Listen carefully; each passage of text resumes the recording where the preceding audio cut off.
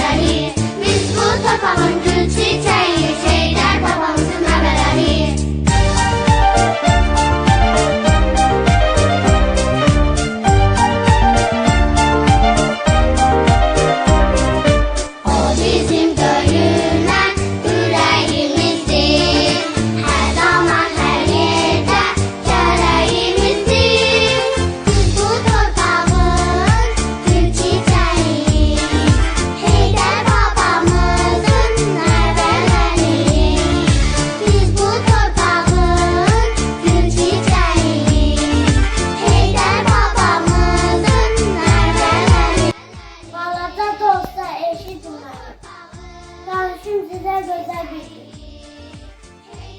13 yıl bayramdır. Sevinçler dolu her gün. Bütün cadı kalkıp uçuldu. Allah'tan yolu bize göründü. Baba bize çöme etti. Azatın fosfetlik cadı hadi. Bugün bayramdır canı sevinç. Birlikte şenlenip malını söyleyin. 15-23 gündür bak. Her zaman sevgi olsun o da.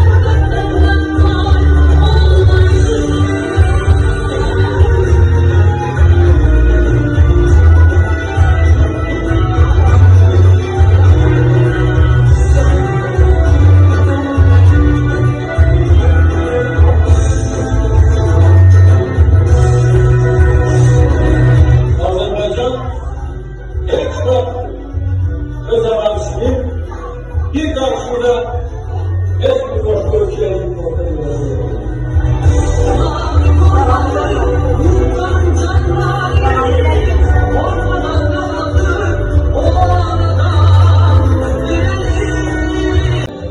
Azerbaycan elinmez. Azerbaycan bölünmez.